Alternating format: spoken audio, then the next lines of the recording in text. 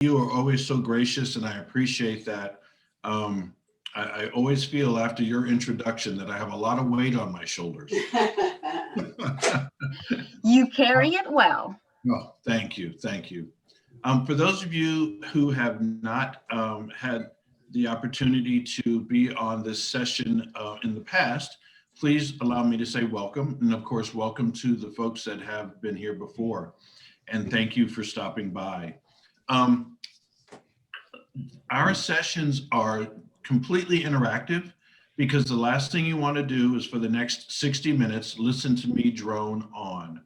Um, I am more than happy and more than willing to share different suggestions and thoughts on helpful tips and tricks that might help in the caregiving field. However, I'd love the opportunity to hear how you all handle situations as well. So with that being said, today's subject, as we mentioned earlier, is what do you do if? Or we can look at it as what would you do if? Many of us have had different experiences when it comes to caregiving our loved ones. Some of us may not have experienced a certain situation yet, but some of us may experience it sometime soon. So, as a person's answering the question, if it's not something that you've experienced yet, I encourage you to still make notes because we all know at this point with this this diagnosis of dementia, um, anything is possible. And it might only happen for a minute, it might happen for a day, it might happen for a year, and then next thing you know, we've moved past that particular situation. But it's always good to have those notes. So with that, I'm going to throw something out there and see how you all might handle it. What would you do if your loved one decided, or not necessarily decided, but if today was just a day where they decided they were not going to eat? Has anybody run into that in the past? And remember, some of you are muted, so you can just move that little mouse to the little mute button and unmute yourself if you'd like to share. Hi, Daryl. I've sort of had the other part of that because I tend to, if I'm making breakfast, I ask him if he wants to eat or lunch or dinner. So I kind of cover that automatically. The opposite issue is for me sometimes he doesn't remember to eat. He thinks he's full and he's already eaten. Mm-hmm.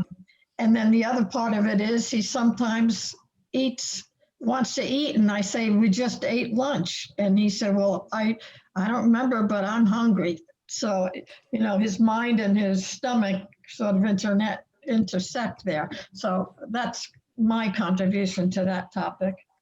That is excellent, and I'm glad you brought that up. A lot of times, and this is why I kind of backed off when I said when our loved one decides to, the disease itself, the diagnosis, a lot of times will present itself in a way that is not a decision made by our loved one, but the body will think, you know what, I'm not hungry. Or the body might say, you are hungry, even though you just had a full meal. There is a disconnect, just like there's a disconnect in some of our loved ones where they might be forgetful or confused. They might forget that they just asked you that question 16 times in the last 5 minutes. There's that same disconnect that can occur when it comes to using the restroom or eating or drinking. And it's something, it's just like anything else, we have to figure a way around that. We have a woman here at the building at Colonial Gardens who will walk from her room down to the nurse's station, usually at about 2:30 every afternoon, and she'll say to the nurse, excuse me, would you happen to have a Tylenol that I might be able to take? And if you ask, well, why do you think you need a Tylenol? Her response would be, I don't know. But it is in her mind, she needs a Tylenol. So for the longest time, the nurses would always just say, well, does your head hurt? No. Does anything hurt? No. Then you don't need a Tylenol. And after I heard this, after maybe about 3 days in a row after it started, I finally just ran down to the local Dollar General and bought some Tic Tacs. Because if she's looking for some medicine to take, then there's no need to turn around and tell her you don't hurt, because we don't know that for sure. But at the same time, we want to meet her where she is. So we have a big old box of Tic Tacs in the nurse's station now. And when she walks up, we just pop out a Tic Tac into her hand and she throws it back and she's fine and she'll walk off. And then about 5 minutes later, she'll walk back and say, do you happen to have a Tic Tac? A Tic Tac. Do you happen to have a Tylenol I might have? And so it's just, we go through this on a daily basis. Well, the same thing occurs when it comes to food. As Yvonne mentioned, some people may think they're still hungry, even though they just ate. And the way I would suggest we handle something like that is to say something to the effect of, I am too. Let's wait a couple minutes. Let's watch this show, or let's do this first, and then we'll go ahead and get something to eat. And maybe instead of a full meal, we just give a snack of some type. And when I say a snack, it doesn't have to be a lot. It can just be a couple of vanilla wafer cookies with some Cool Whip, a dollop of Cool Whip on the top of it. Just something to let them realize, okay, we're in that process of eating again. Now, does that say that we're going to satisfy that request for food 5-10 minutes later? No. But then at that point, we can just have some other smaller things around that still can be snacked on and not necessarily filling, or that would affect diabetes in a negative way, or cause too much of an effect on the body, such as popcorn or something of that nature. Now, for the standpoint of a person not eating, this is when we have to end up being detectives. Has anybody felt like being a caregiver for someone with dementia is sort of like being Columbo, where you're trying to find out what's going on? It might be what's being said might not necessarily be the full truth. Or who was it? It was Friday who would always say, the facts, just give me the facts. So just because a person's not eating might not mean that they're not hungry. For example, we may need to assess to see if it might be their vision. With this disease, sometimes vision starts to go. So we might explore colors or contrast. If we're serving mashed potatoes or some sort of pasta dish, and the plate happens to be white or tan or a color that might blend in with the mashed potatoes, that might pose an issue for someone whose vision is starting to go. So what we would suggest there is try colorful dishes, maybe a red dish or an orange or a yellow dish. Now, some of us might think, ooh, a red dish. But when it comes to a person with dementia, having contrasting colors for food is a good thing. We might also even consider turning, if a person seems to eat only half of their plate, and it's that plate, it's the half of the plate that is closest to them, maybe their depth perception is starting to go. So the first thing we can try is turning the plate around 180 degrees so that now the other food that wasn't eaten before, it is now closer to them, and see if that actually works a little bit better for them. If they start eating the food again at that point, then it's time for us to stop and go, we might have a vision issue. And after a while of noting that, it might be time to call the doctor and maybe get an eye appointment. So what about if they're eating and they seem to show maybe that there's some pain while eating?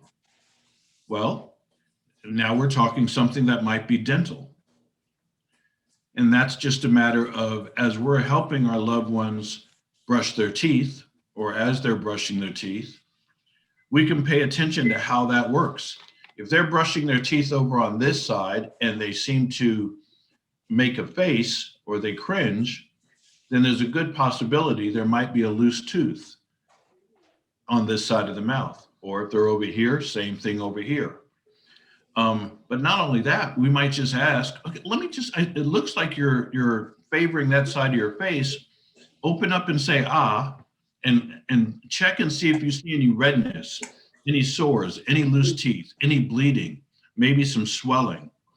And if you're seeing something like that, it might be time to coordinate a trip to the dentist.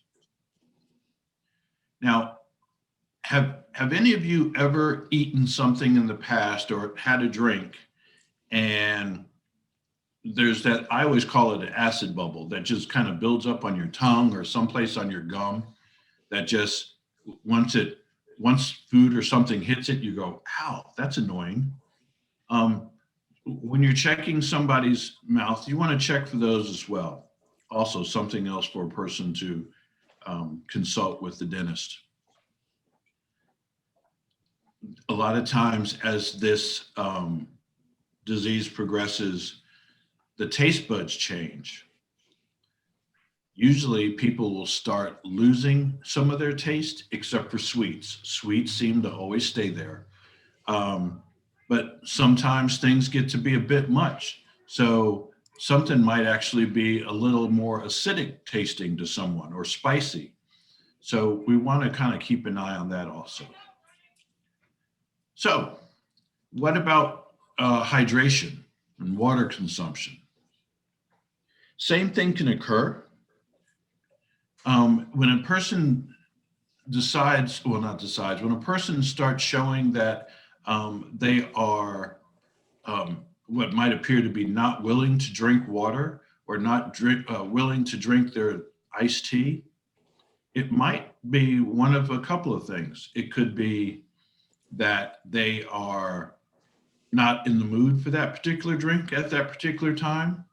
And what we try to do at that point is, if we know that Kina loves her sweet tea, what we might do, and she's not drinking her sweet tea today, we can move the tea and just give her plain water and see if she'll do that. Maybe putting it to her lips is just something that she does not want to do at that particular time or that day. So we might try getting a straw and trying a straw to see if drinking that way might be a difference.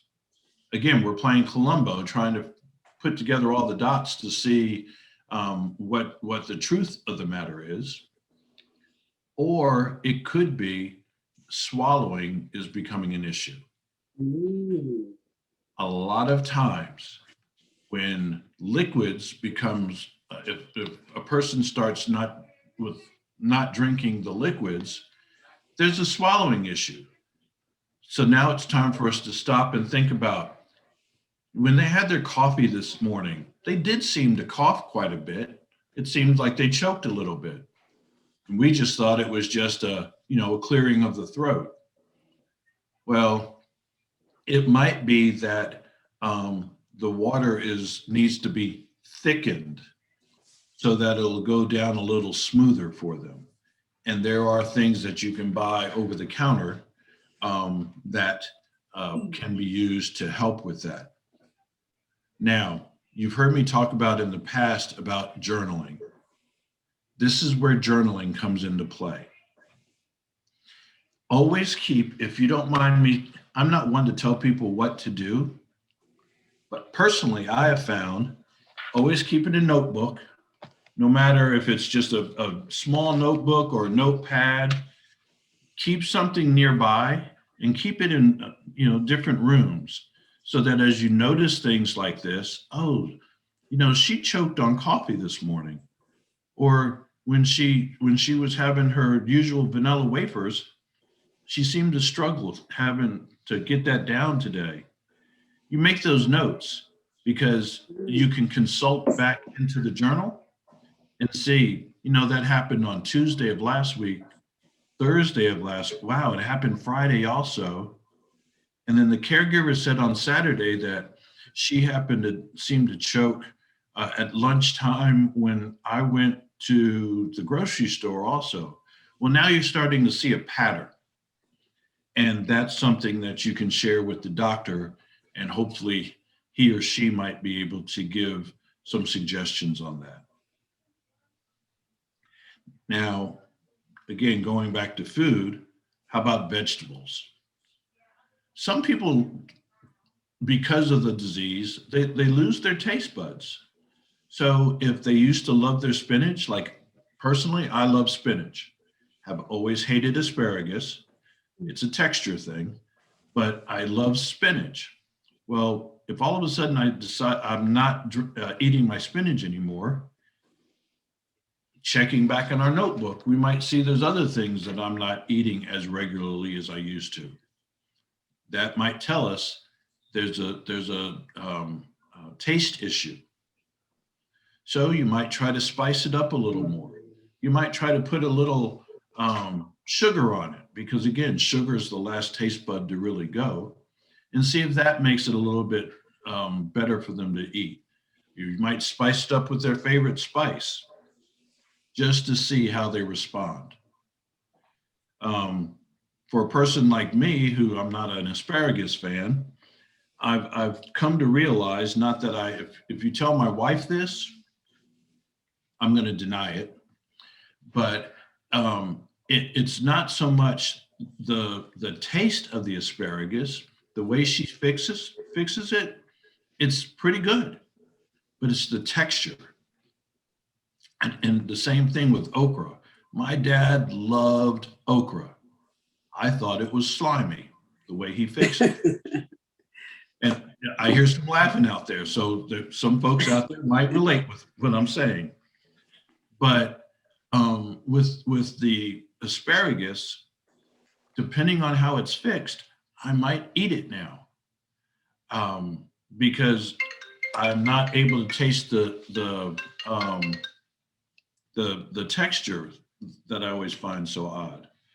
So it's a matter of just kind of playing with the food a little bit to see how we can fix it, to see if it's a taste issue, if it's a swallowing issue, what if there's problems within the mouth, whether or not we can see it.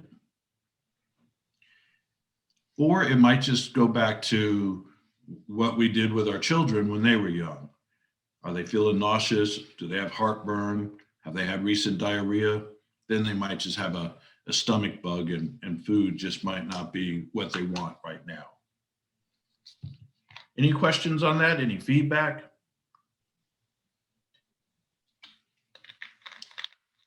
Again, if you're muted, feel free to unmute. All righty. I've noticed that my husband's taste has totally changed. The things he used to hate, now he likes, and the things that he used to like, now he doesn't care for. It's amazing. You bring up so many things that are just part of the disease that you don't think about. Yes, ma'am.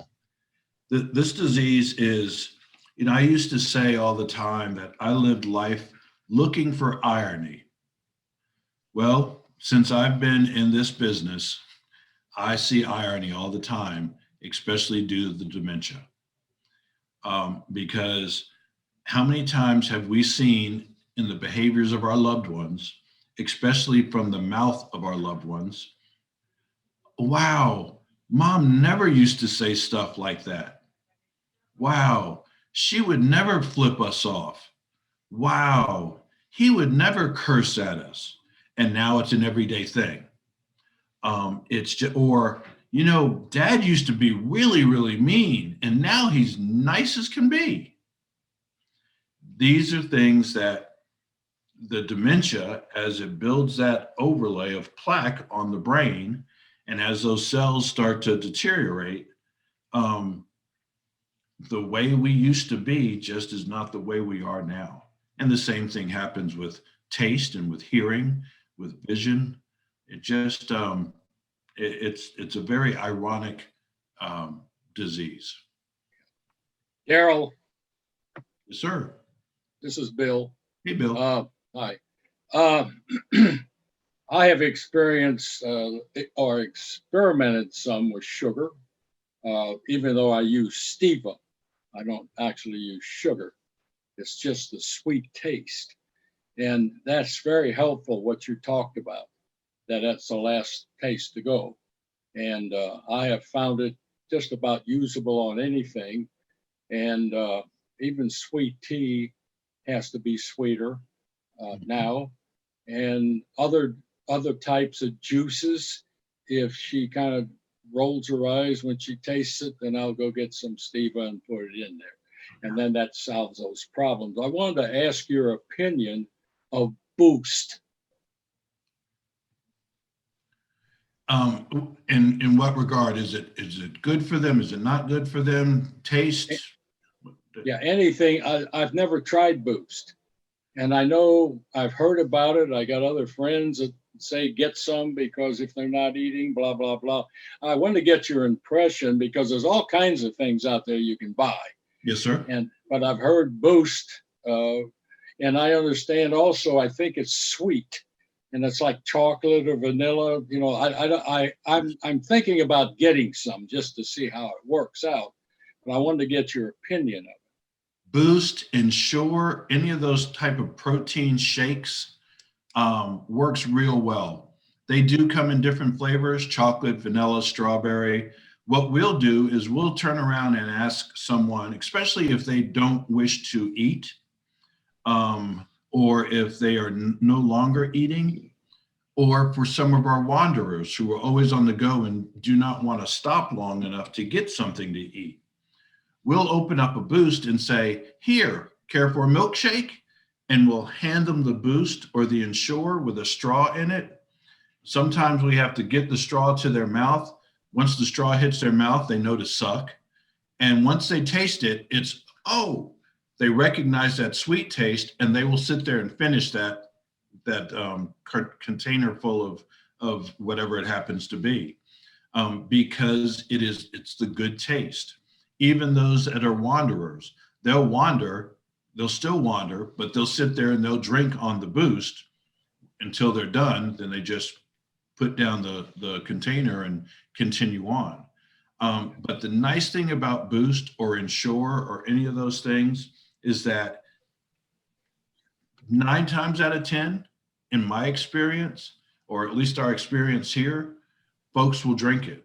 When I worked hospice, for those individuals who are to a point where food was no longer an issue, and it is not necessarily, that's a body response at that point, more so than a personal choice. But the sweet taste is something that they still enjoy on their tongue, so they'll go ahead and ingest it. But not only that, it has the proteins that are necessary in there. They're getting that nourishment and what the body desires and thrives to have. So it is a good supplement. If your wife if Miss Betty is now only eating half of her meal, then it's a great supplement to pick up the nutrition that's needed that she might not get if she's only eating part of her meal. Okay. So nothing bad about it. No, sir, not that I found. Now, going back to the whole swallowing thing, some people have swallowing issues, and it might not. I haven't not seen Miss Betty in a while. You just want to pay attention to see if she's able to swallow it without consequence. Yeah. But again, if she starts to drink it and she seems to choke on it, just make a note of it, just to see if it becomes a pattern. But for the most part, most people respond well to that type of a drink. Could you take the boost and thin it if that becomes a problem? It is possible, yes, sir. Maybe just put some even water in it or something like that, make it thinner. I would check with, if it gets to be a swallowing issue, Bill, I would consult your physician or her physician. Right. Something like that, you want to make sure they're aware of so they can properly guide you to whether it needs to be thinned, thickened, or discarded.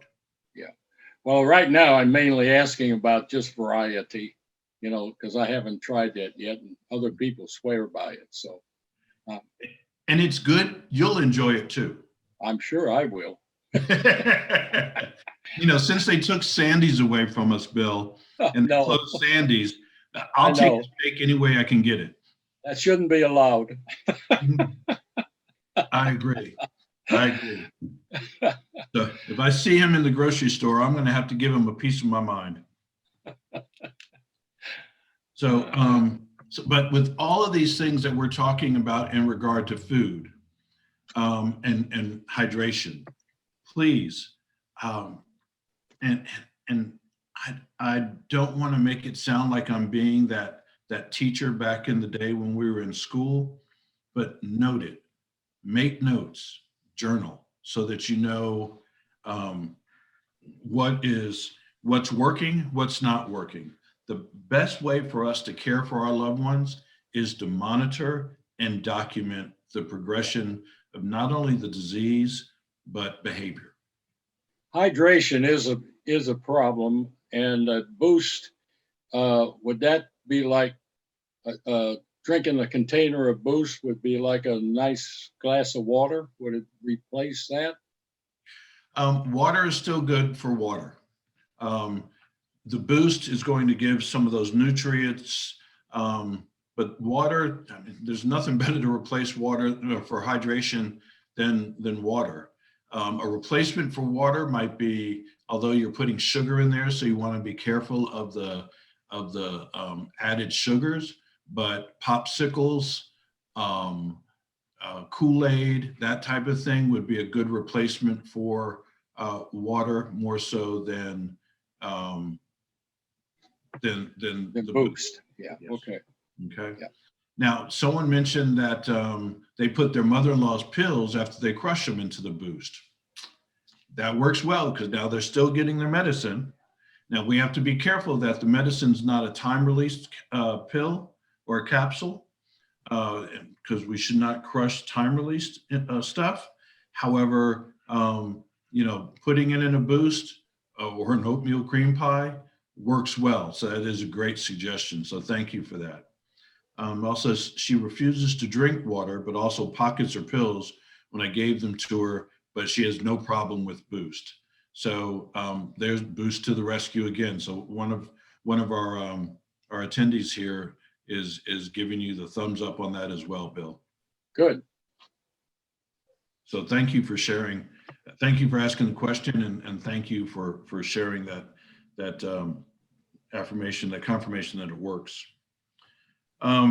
Here's a big thing, if you don't mind. A lot of times with this disease, as we're going through this journey, it kind of takes us back to when we were raising our children, and the whole praise punishment trait comes out of us when we're working with our children, but a lot of times it comes out again when we're working with our loved ones, especially with the diagnosis of dementia. Please remember, treat your loved one as the adult that they are, as opposed to treating them like they're children. You know, we wouldn't want to be treated like a child. I think some of you might remember the story I told you about my dad. My dad had Lou Gehrig's disease, for those of you that have not heard the story. And with Lou Gehrig's disease, or ALS, amyotrophic lateral sclerosis, his extremities, it's a neurodegenerative disease. So his extremities started not working, and it worked its way inward. And so, but his mind stayed sharp. So to me, it's the opposite of dementia. And people would sit there and talk to him. John, are you doing okay, John? It'll be okay. And he would cut his eyes over at me like he was saying, get this fool out of my face, Daryl. We still want to treat our loved ones with the respect that they're due. Right. And sometimes it's hard because we're starting to go back to the days of how we raised our children. But these are still our wives and our husbands and our moms and our dads, and they still deserve that respect. But for goodness sake, I've heard some people say, yeah, I just took their food away from them and told them, well, if they don't eat now, they won't eat again until breakfast. Well, that might work on a 5-year-old or a 10-year-old, but when it comes to a person who has dementia, that's not really fair to do. So unless we have any other questions or comments regarding eating or drinking, I'll move on to the next, what would you do? How have you guys managed incontinence? What would you do if your loved one all of a sudden is starting to have more frequent accidents of bowel and or bladder? Well, I can talk about that. Yes, sir. 'Cause I'm totally involved in it now. What I ended up doing after, talking and finding out things, since I'm a man, she's a lady, there's a lot of difference there. Yes, sir. And what I experimented around with is always discreet, what I call absorbent panties. I use the word panties, not diapers. Perfect. And I was amazed, praise the Lord, that she accepted that so quickly. And we've been able to live with that now in every respect. I get playback from her about hydration. It just makes me pee. And the doctor told her something real good, just as a reference point, that he explained that the urethra is very short on a woman, much longer on a man. And that if you don't flush that, you can get disease, UTIs and stuff like that. So I use that now and then, but it doesn't stick, of course, and I may have to use it again, about, the fact that you're flushing bad stuff out of your body. And so we need to continue to drink and that kind of thing. Another thing is the worst thing you can do is get the mattress wet. And so I found that I happened to go to Bed Bath & Beyond, and they had a 3-foot by 3-foot cloth, rewashable, liquid proof that catches it. In other words, it's not on the top. Mm-hmm. They're soft fabric that are absorbent. They can be thrown away. No, excuse me, not that. That's the washable one. That's the base. And you can also use a mattress cover that is not absorbent. You can put some of the some of these absorbent pads under that, and just double. But every day, I have happened to find at Sam's something that said urine control for animals. That's not the right word, but they're about 2.5 by 3 sheets that are like the pad, the washable one, but these are throwaway. And so on top of the washable pad, I've got like 4 or 5 of those about where her bottom will be. Mm-hmm. And they have saved me from having to wash the washable one, and it never has gotten into the mattress again. And that has been a godsend. They're not that expensive. They come like 100 and something in a box, And I bought them in Sam's. I'm sure you can buy them other places, but they are throwaway. So in the morning, if I kind of rub against them, and I can feel, okay, that one's wet. When you pick it up, you can even feel the weight difference, and you just toss it away. So those things have been extremely helpful. The other thing that has changed since this has happened, and I think it's just the progress of the disease itself, is that even though I'm not her husband anymore, Mhm. she accepts me helping her with this particular problem. And that is a great blessing, because if she didn't, she can't do it by herself anymore. I mean, that's gone. Mhm. And she can't prevent it either. There are times during the day, particularly maybe before supper, where I'll say, come on, let's walk back to the bathroom and just see how you're doing and if your padding needs changed and that kind of stuff.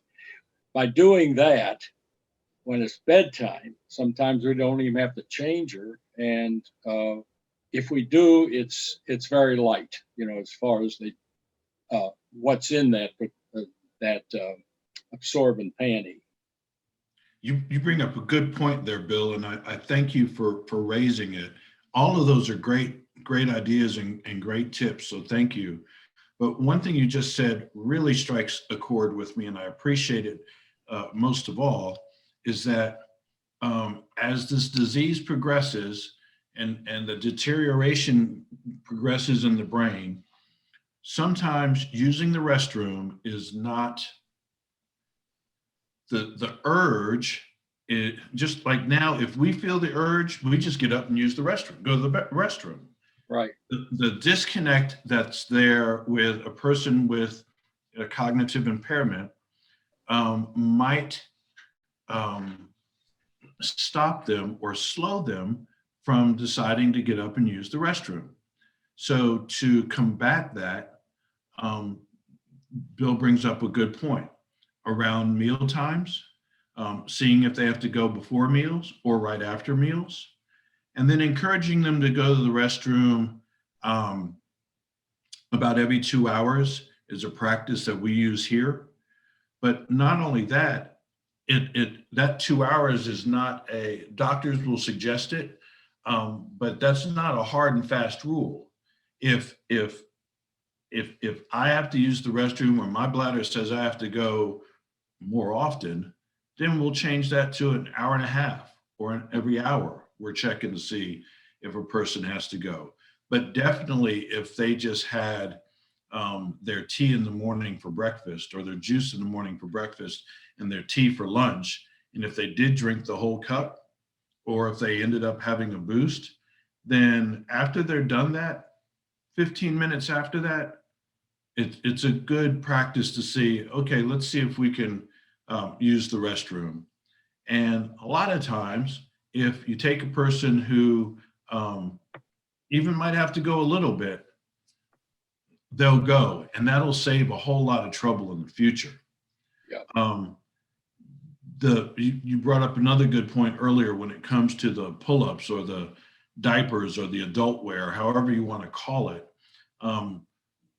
Going back to our earlier point about not treating our loved ones as children, we don't necessarily want to call the pull-ups necessarily pull-ups or diapers, because that long-term memory says that's for a child, and I'm not a child.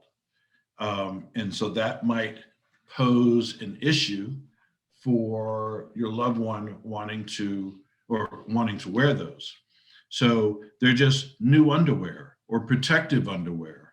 And the best way to introduce this underwear is to, if they in their drawer have 10 things of underwear and we wash those, then once we put the clean underwear back into the drawer, now there's only 7 of the original underwear and 3 of the new underwear. And if the question's ever posed or the face is made because they don't, this is different, because a lot of communication is facial, not necessarily verbal. Just say, yeah, these are new underwear that I found because the other ones were starting to get worn, or they just seem to stay dirty. And let's give it a try and see how it feels. I know it's a little different, but let's see how it feels. And then now we're 7 and 3. Then the next time we wash those 7, then 2 more aren't there. So now we're 5 and 5 until we replace them all. And that usually helps with the transition. It looks like we have someone that mentioned that they moved and bought new mattresses. And here's a very good suggestion, and just left the plastic on it. Do any of you, or was this just a thing in New Jersey? When I was younger, I remember someone coming by the house, almost like the Fuller Brush Man, but they would come by the house, knock on the door, and they would sell plastic for your upholstery. Oh, yeah. Yeah, I remember those things. So the one thing I remember plastic for the upholstery, the Yeah. Fuller Brush Man, Tupperware people, and someone always coming by to sell some type of vacuum cleaner. Yeah. But I bring up the plastic for your furniture because I'm thinking back now, and in hindsight, they had they had a good idea, because just like Yvonne was saying how they bought new mattresses and left the plastic on it, that helps from getting that moisture in the new mattresses. Good idea. Yeah. But they were selling plastic for the furniture. There's nothing to say you can't get plastic covers for your furniture. Now, mind you, in the summertime, it could get a little bit sticky to the skin, so you have to adjust clothing. But if a person is starting to have accidents, I'd rather take a Clorox wipe and wipe up that plastic than I would having to extract or use a shop vac on my couch every day. Well, you So- can get mattress covers too Yes, sir. that You are sure can. made for this to prevent any moisture at all from getting past it. Another thing I didn't mention, I talked about that washable pad that I use on the bed. I actually bought one for her lift chair, and which is kind of a leatherette type of product. Yes. And I stuffed that in, and so she sits always on that just in case. Yep. And there's pads that they call chucks that you can get as well, but some people, they don't want that there. They'll kind of want to move it around. So that is something that you want to be careful with, because some people might kind of be standoffish with it. But at the same time, if you can find something that is just, oh, this is just something to help us keep the furniture clean, which is not a lie. It's just something to help us keep the furniture clean so we don't have to clean it quite as much. A lot of times folks will go with that. You can tell them all kinds of stories. I know with this white pad that is a plastic back for the chair, Yes, sir. I just told Betty, I said, I think this is going to make where you're sitting more comfortable. So let's see how that works. And she's now pushing it into place, if it's, starts coming loose. So sometimes you just have to fabricate stuff too. This is true. And if it works, good. I'm going to say something, Bill, and please don't take offense, but I love you. And I've just, as we've gone through this journey and I've seen you go through this journey, I think the first time I ever made the suggestion, or I heard someone make the suggestion at Lisa's about telling a story, or like Teepa Snow would say, that therapeutic story. I saw the look on your face like, I can't lie to Betty. Right. I can't tell her a story. And to hear you say that now, I'm like, yes, it makes life so much easier. Yeah. Because it's not necessarily a story to them. It is something that's going to help them. And we are caregivers. And if caregiving is more than just, here, take this pill. Yeah. Caregiving is being able to protect her or protect someone from sitting in a wet chair. Yeah. From if your child, when they were 5 or 6, were playing out in the rain and it started to thunder and lightning and they were stomping around in a puddle in the yard, you would tell them to come inside. And even though they were having fun, it's a danger to them. And they don't realize, nor do they understand why, because I've been out in the rain for the last 20 minutes playing. Why are you telling me to come inside now? Because you're a big conductor. But what we tell them is we're doing our best to keep them safe, and safe from harm, safe from UTIs, safe from choking, safe from whatever it happens to be.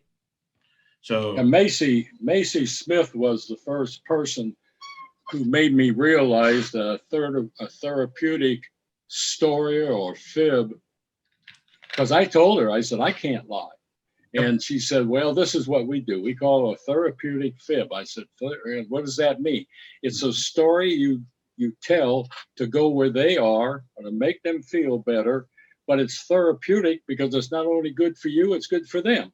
exactly. And that's what really changed it for me, because I was doing everything wrong.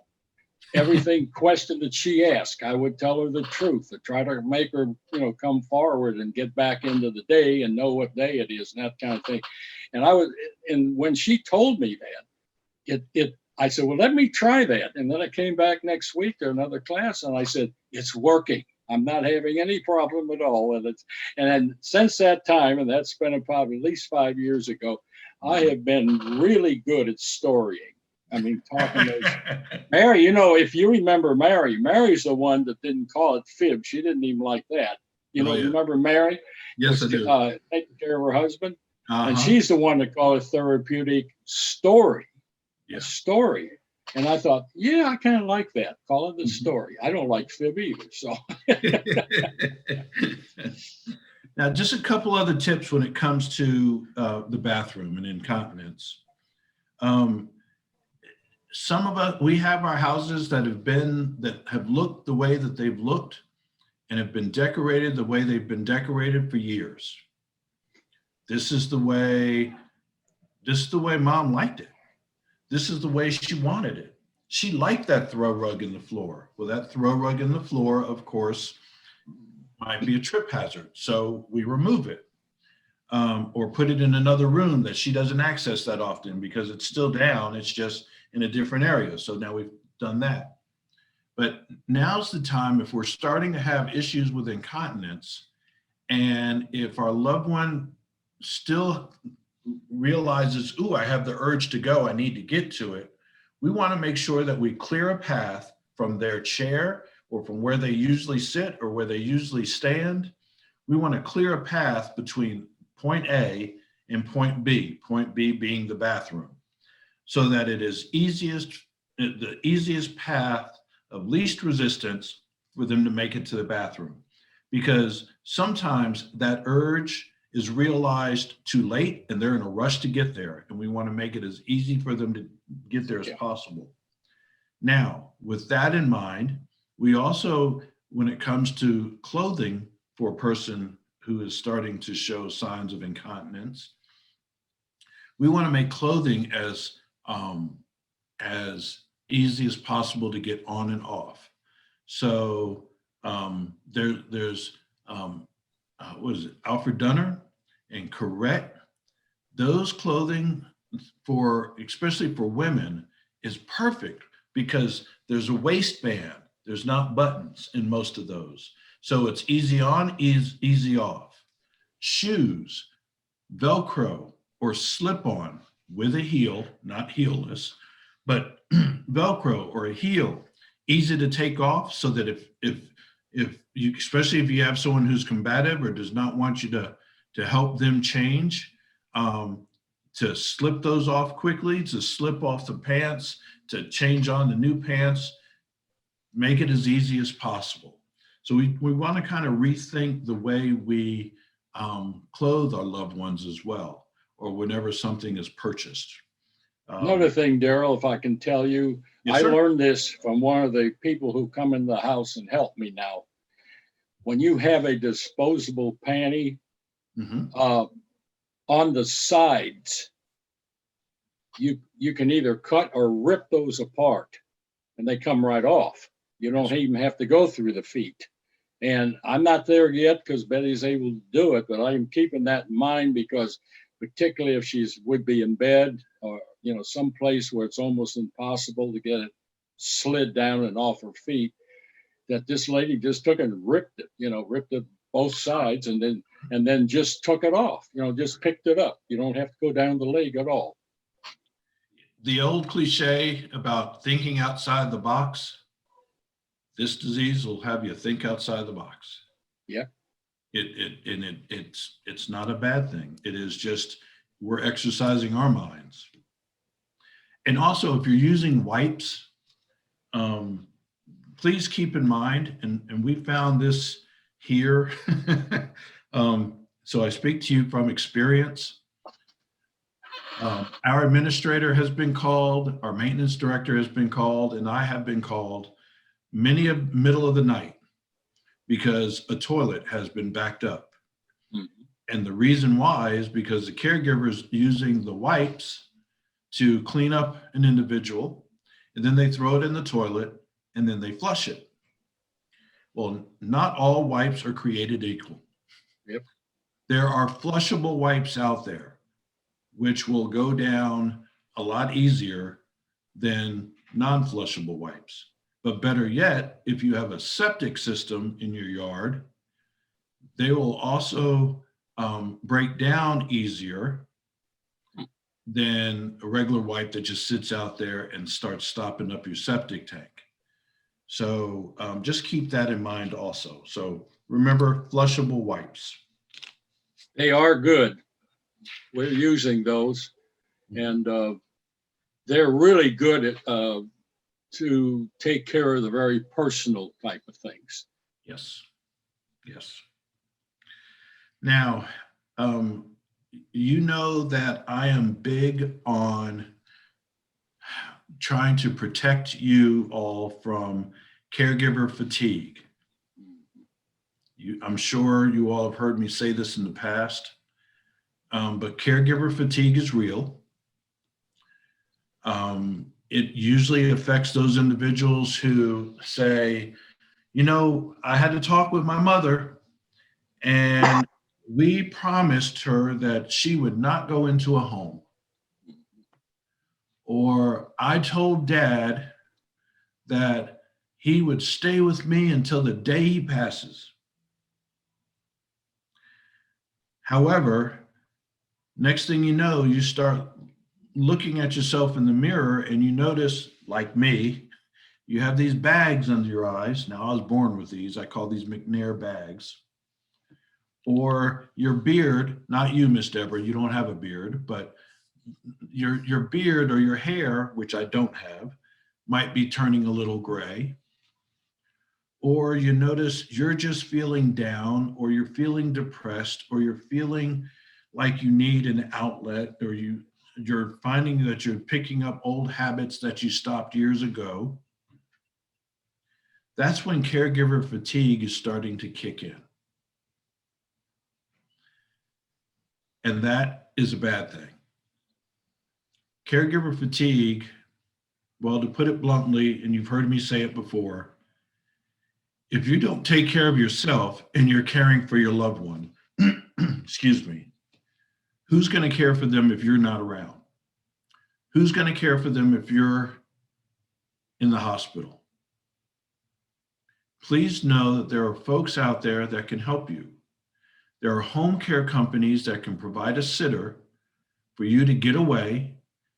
And quite frankly, I'm going to call it for what it is. You can take a break for an hour or two. They can come and make sure that your husband is okay so you can go and take a walk around the block. And it's okay because you need a breather. Do we remember when we had children and sometimes you felt like, excuse the pun, but you were just pulling your hair out because as much as you loved your child, you just wished you couldn't wait for the day that, the weekend was over and they went back to school? It's okay to get that break and you need it. Yeah. Now, some of us, life continues on, just like now with COVID. We're not supposed to do this. We're not supposed to do that, but life continues on and things still occur. Some of us still have to go to work. Some of us still have to go to the doctor. Some of us still have to whatever. So you might still have a daughter or a child that is getting married. You might have a family emergency. You might just want to be gone for a couple of days just to get a breather. Not only are there care companies out there who can bring somebody into your house and they vet the caregiver in most cases, but there's also something called respite.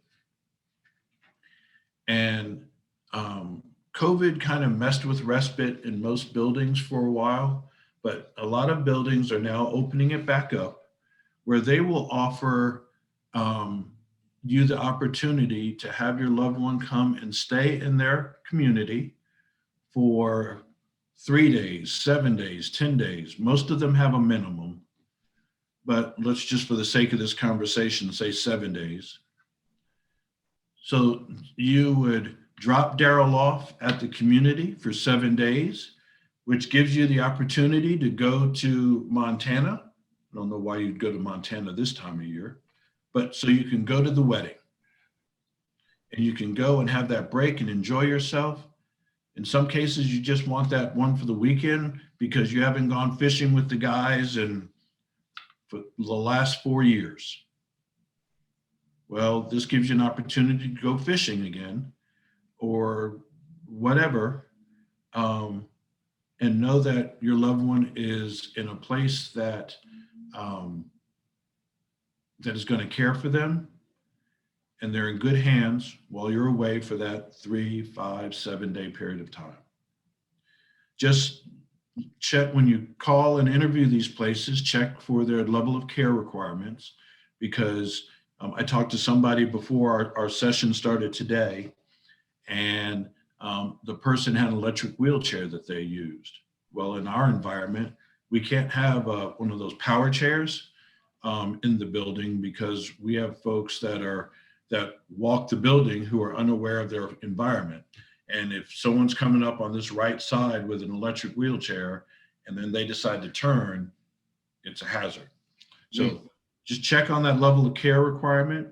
But more importantly, you can contact your local area agency on aging. And depending on their requirements, they have vouchers to offset the cost of some of these facilities. And some of these vouchers, you can get up to $1,500. So that's a week's worth of stay, depending on the cost. And in most cases around the Midlands area, I have found the cost to run anywhere from about $165 a night to $225 a night, depending on the building. But that usually is all inclusive. So if you're just needing that 3-day break or a 5-day break or what have you, check into Respite, RESPITE.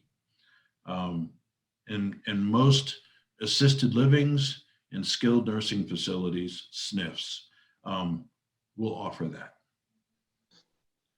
So I'm looking at the clock. It's showing me that it's a little over 2. We're supposed to go from 1 to 2. I'm going to stop talking now, but I'm going to ask you guys if you have any questions or any comments. And after we address those, we'll call it a wrap, and we'll wait till next month to come up with the next subject. Any questions? Any comments? I would just back up what you said, Daryl, about getting away or however you want to do that. But I was really starting to have problems more than I would have liked at first, because I didn't think anybody could do it other than me. And as I heard some of these home care places talk and everything, I thought maybe I should at least try that. And so I happen to be fortunate enough that I can pay for it, but I get a lady come in, the minimum's four hours a day. They come in from 9 to 1 on 5 days. But if you could just have them come in twice a week or something like that. They also do light house cleaning. And what people don't generally even talk about or think about is what it means when there were 2 people keeping up the house. And now you're not only keeping up your loved one, but you're keeping up your house too. And if you can get somebody to come in, and this lady I've got, she cleans and washes and, you know, whatever Betty needs, she's there. And I can get out of the house and go shopping. I go to the gym. It's been a godsend to me just to be able to do that and get that help. That was really starting to get at me, trying to keep the house in order and everything. So anyway, I just want to support that for those that might be wondering if they should try it. Yes, I would say so. And you can get some good home care names from Marty and Keena Yes. at Lisa's Care. Yes. And thank you for that plug for Lisa's Care Connection, Bill. You know, when we were meeting in person, Keena or Marty would turn around and introduce me, and then I'd turn around and I'd always do a plug for them. But, you know, for those of us that are aware of Lisa's Care Connection, I hate to say it, but I think sometimes because we know about them and we love them and they're always available to us, we might take them for granted because we know that they're there. But there's so many people out there that are going through this journey similar to us that don't know about them. Mm-hmm. So my challenge to each of you, if you don't mind accepting it, is if you know somebody who's on this journey, a similar journey as yours, and not just about dementia, but they might be a cancer caregiver, or they might be a caregiver for COPD or for some other pulmonary issue or something of that nature. Tell them about Lisa's Care Connection. I've just seen too many times how Keena or Marty they become an ear. And Yep. It's important Absolutely. to know that they're there. Yeah. Rosa just said that Lisa's Connection has been a lifesaver for her. Yep. She They're knows my angels. so Yeah, I well. call them my angels. It's true. So your charge, your challenge is to find somebody on a similar journey and just tell them, hey, can I share with you about a place that you can call? It doesn't cost anything, and except for some time, and these people will listen to you. It's Lisa's Care Connection. Ask for Marty, ask for Keena, and just turn them on to this place. Same way with the support groups. Yes. Get people listening to that. I've seen more people change personalities in just an hour, Yes. from just being totally depressed to being laughing with the group. Yes. Just knowing there's other people and learning how to handle it. Yes. So, with that being said, then, thank you all for your input. Rosa, thank you for your testimonial about Lisa's. Each of you, thank you so much. And with that, I'm going to turn it back over to Keena. Hey, Keena. Guys. Thanks, Daryl. yes, Thank you, I was Bill. just make our day. I just want to thank you all for your kind words. Daryl, you especially, you're always a cheerleader for us. You're always spreading the good word. And I love that you mentioned, we're kind of used to us being here, but there's so many out there that aren't local that can't really benefit from our in-person services. But fortunately, one of the good things that came from the pandemic is that we're able to reach so many other people virtually anywhere. We had our first international caregiver reach out just this week from New Zealand. So, we're not just That's here for something. you all, we're here for anyone that might need it, regardless of their location. So, so I just thank you. Thank you for being a part of our community. Thank you all for being a part of our community and for caring the way that you do. You just feel our soul and our spirit. So we just love you and appreciate you. And just know you're doing a fantastic job under some pretty tough circumstances. Yes, absolutely. Thank you, That's all. Tina. So don't forget to tune in next month when Daryl joins us and send in your thoughts, some of the challenges that you've been experiencing.